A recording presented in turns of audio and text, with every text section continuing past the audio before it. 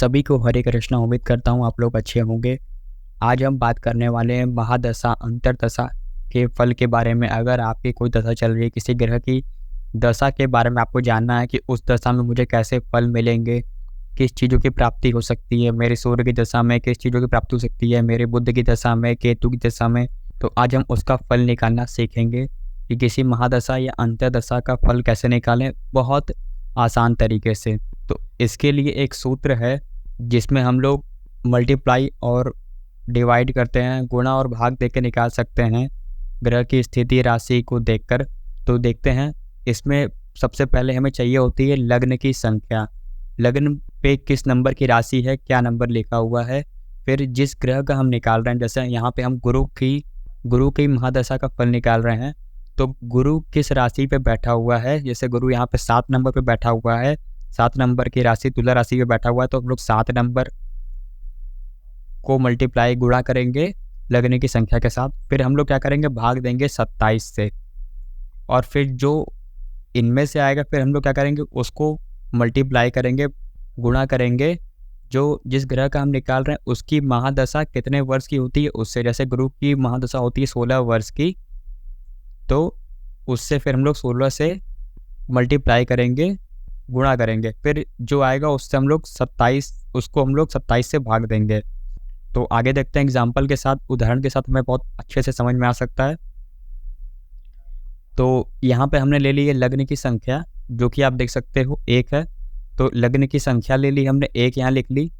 और फिर हमने जिस ग्रह का निकाल रहे हैं गुरु का, तो गुरु का हमने ले लिया जिस राशि पे वो बैठा है 7 नंबर, तो 7 नंबर लिख लिया। फिर हमने जो सूत्र है उसको लिख लिया है, यहाँ पे डिवाइड करेंगे हम लोग, भाग देंगे 27 से। फिर जो गुरु की महादशा होती है 16 वर्ष की होती है, फिर हमने उसको लिख लिया है 16। फिर हम यहाँ पे लिख दिए हैं डिवाइड, भाग देंगे 27 से, ठीक है। तो हमने उसको लिख लिया है अब। अच्छा, जब भी आप इसको मल्टीप्लाई करें लग्न और जिस नंबर पे वो ग्रह बैठा हुआ है, मल्टीप्लाई करने के बाद उसकी गुणा करने के बाद 27 से कम आएगा तो हम लोग डिवाइड नहीं करेंगे। जैसे यहाँ पे 7 आए तो 7 को हम लोग डिवाइड नहीं कर सकते 27 से, तो हम लोग 7 को ही ले लेंगे। फिर हम लोग 7 को मल्टीप्लाई करेंगे 16 से, तो वो आ जाएगा हमारा 112। और फिर हम लोग जब 112 को डिवाइड करेंगे 27 से, तो हमारा आएगा 4। हमें क्या करना है, ऐसे मल्टीप्लाई नहीं करना है या कैलकुलेटर से नहीं, हमें खुद से हाथ से करना पड़ेगा। क्योंकि हमें यहाँ पे पॉइंट दे के ऐड नहीं करना कि पॉइंट दे के हम लोग यहाँ पे जीरो नहीं बढ़ाना है। हमें पॉइंट दे के जीरो नहीं बढ़ाना है, हमें यहाँ पे नंबर चाहिए।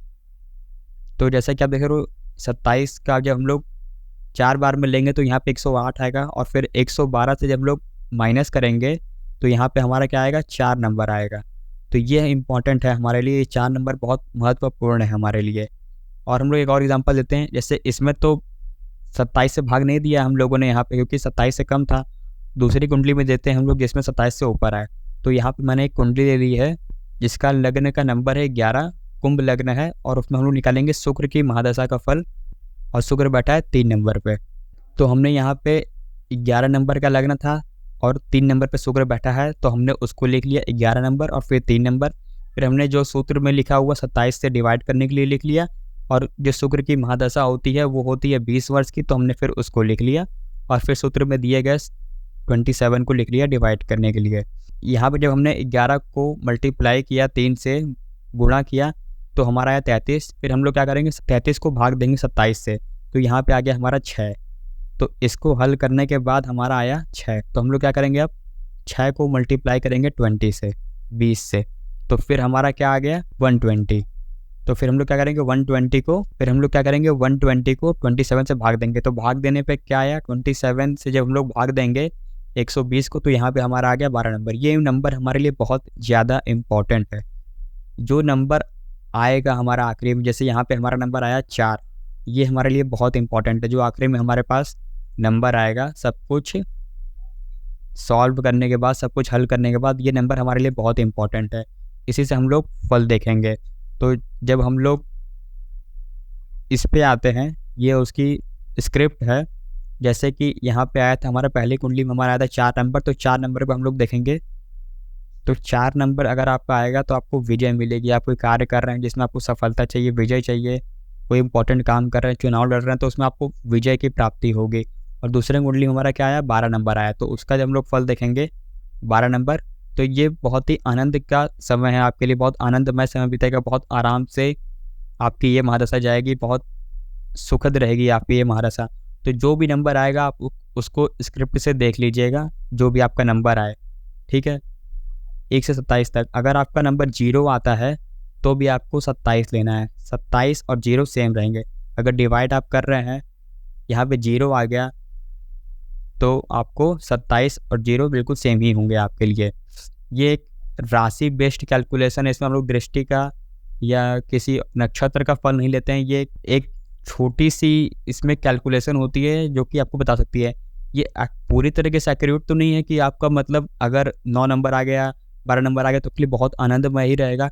उसके लिए हमें और भी चीज़ें देखनी पड़ेगी कुंडली में, ये एक उसका एक भाग है निकालने का। तो इस वीडियो में इतना ही। सभी को हरे कृष्णा, मिलते हैं अपनी नेक्स्ट वीडियो में।